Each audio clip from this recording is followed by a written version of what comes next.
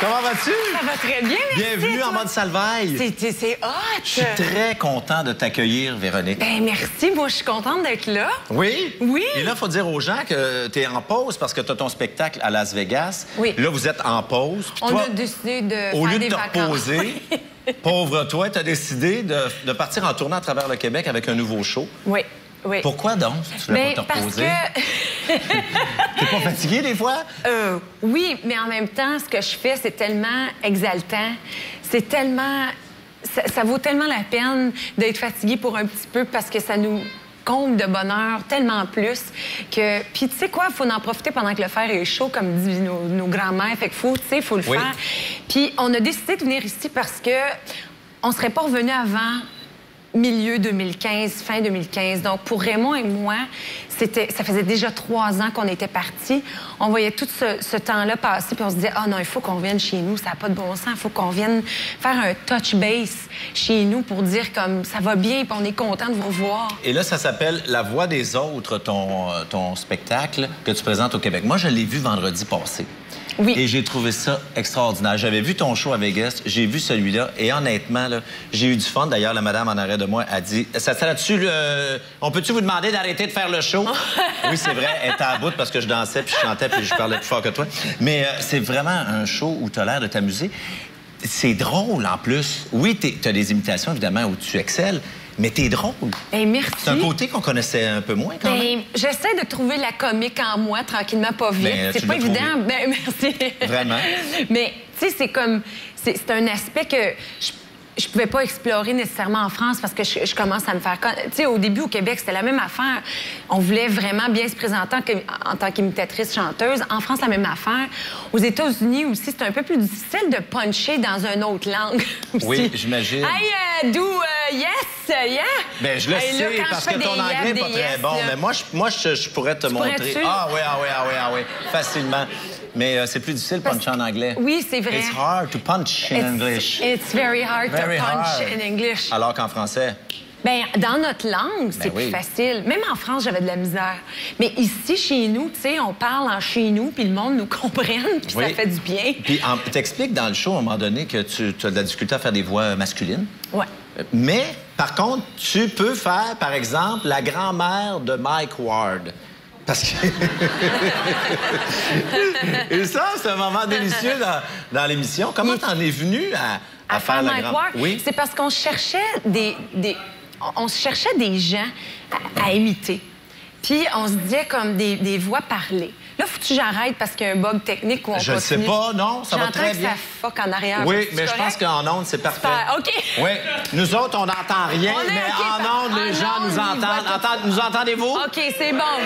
Super. Parfait. Écoute, mais, donc, je trouvais ça intéressant parce que j'imite pas d'homme, de voix d'homme. Je trouve que ça paraît, même si on me dit d'imiter Mika ou Michael Jackson, ça paraît la voix féminine, puis Oui. ça me tape ses nerfs. Mais je me suis dit, hey, ça serait le fun si je pouvais imiter des voix parlées. Et la grand-mère de Mike Ward m'est venue en tête. Vas-y. Premièrement, Mike Ward, quel personnage Oui. délicieux. Je veux Oui. dire, quand tu le vois, tu fais comme, oh my God, tu peux entrer tout de suite dans le personnage. Puis je me suis dit que j'allais faire la grand-mère de Mike Ward. Hey, bonsoir. Je suis super contente d'être avec vous autres à soir. Non, mais hey!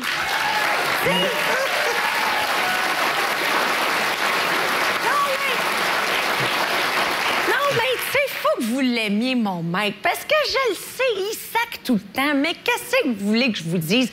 Calice, je l'aime, mon gros mec. Fait que, tu sais, puis là, je me disais, hey, là, en tout cas, dans le show, je garde... Mais c'est un moment que j'adore faire. Puis les gens, c'est comme s'ils voient Mike Ward dans une fille qui... C'est vraiment capoté, ce moment-là. Oui. Ouais, Et j'aime bien ça. T'expliques comment t'en arrives aussi à faire des voix Ouais. comme Shakira. Oui, Shakira. C'est une Kermit. combinaison, là. Oui, Kermit la grenouille. Tu sais, Kermit la grenouille, il parle comme ça dans Oui, les mopettes. comment? Là, on sait pas comment on arrive à Shakira avec ça, mais... Non, mais tu trouves pas qu'elle a un peu de sur là? Oui. Tu trouves pas que c'est ça un peu, Shakira? Oui, bon, mais absolument. pense à Kermit the Frog, puis OK. fais Shakira. OK. Puis là, après ça, ça va bien aller. Tu rajoutes un petit accent espagnol, puis un petit peu de Miss Piggy pour le... Puis là... côté cochonne de Shakira.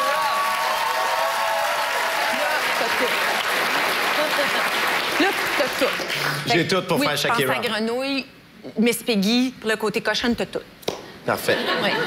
Non, mais c'est vrai, c'est un beau mélange. Oui. Mais c'est ça qui est intéressant dans l'émission, dans le show, c'est que tu nous montres, tu nous apprends tout ça, puis on voit bien les affaires. Comment t'es arrivé à faire toutes ces voix québécoises-là? Parce que t'étais en show dernièrement avec un autre show. Oui. Comment t'arrives de te répéter ça entre deux affaires? Bien, quand les shows partent, disons, à Las Vegas, là, quand c'est parti, moi, là, je suis comme sur... je suis pas sur le pilote automatique, c'est pas bon, là, mais je suis sur le cruise control, là, puis oui. que je sais mon show, je connais toutes mes choses, donc je le fais, puis je peux passer du temps à travailler sur d'autres spectacles. D'autres choses en même temps. Oui, exactement. Donc, j'ai travaillé sur les voix québécoises, comme des jeunes filles qui sont nouvelles, puis j'avais envie de faire aussi parce qu'elles ont des belles personnalités puis des belles voix également. Là, le fait que tu prennes une pause de 4 mois à Las Vegas, est-ce que quand tu vas retourner, parce que tu as travaillé fort pour faire ta place sur la strip... Oui, puis je travaille encore fort parce que c'est pas Est-ce que tu as l'impression que quand tu vas revenir, il faut recommencer un peu? Tu peur que les gens t'oublient là-bas? Un arrêt de 4 mois, c'est énorme Non, parce que Las Vegas, les gens peuvent pas t'oublier parce qu'il n'y a pas de public comme... C'est un public... Moi, je dis que c'est un public comme Forrest Gump, il dit par rapport aux boîtes de chocolat. C'est « You never know what you're gonna get ». Tu sais, c'est okay. Life is Ça like change. a box of chocolate, you never know what you're gonna get. Puis c'est vrai, parce que Las Vegas, c'est une ville internationale de passage. Les gens, ils viennent voir des spectacles, ils viennent jouer, ils viennent s'amuser. Donc, c'est pas comme si, au Québec, on a un public fidèle puis qui nous suit. Là-bas, c'est un travail à tous les soirs. Tu peux jamais t'asseoir sur tes lauriers là-bas parce que tu sais jamais qui tu vas en voir. Oui, exactement. Et il y a des personnalités qui vont voir tes shows. Je sais. Est-ce que ça t'impressionne encore? Oui. Il y a Shania Twain qui était... Il y a Alain Delon, ouais. C'est toujours Rod impressionnant. Stewart. Ben oui. Oh my! Regarde, ça, c'est ton album. Oui! Non, mais c'est quelque chose. Pas mal. Laura Fabian. Tyra Banks. On dit Tyra. Ah, Tyra. Tyra. Oh, mon Dieu. Tyra Banks. Oui. Qui est une star, là, vraiment. Super modèle. Puis c'est elle qui a incité pour vraiment prendre des photos comme ça. Elle dit, OK, il faut qu'on stage, il faut qu'on joue au modèle. Fait qu'elle nous a comme tout... Écoute, c'est incroyable. Ça demande-tu ton niveau de stress un peu quand tu sais qu'elles sont dans la salle, ces stars-là? Un peu. Un peu, mais j'ai le même niveau de stress quand je sais qu'il y a des amis comme toi qui est venu à Las Vegas venir voir le show. Ça me fait toujours plaisir de savoir que ma famille ou... Je suis aussi excitée de savoir que ma famille ou ces gens-là sont là. Puis vraiment, je vais te dire, là, je vais avoir l'air têteuse, mais quand je dis à un moment donné dans le spectacle que je suis une French-Canadienne, bien là, le monde écrit.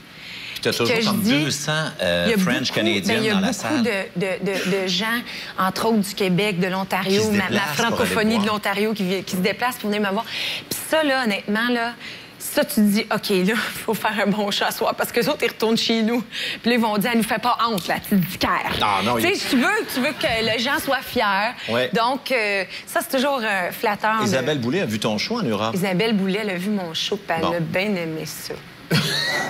Et dans Elle a vu le show au Québec aussi. Au Québec aussi? Et tu l'imites dans ton show au Québec? Isabelle, oui, puis je l'imite parler. Puis tu l'imites à la voix? Oui. Entre autres. Bonsoir. Je suis super contente d'être ici.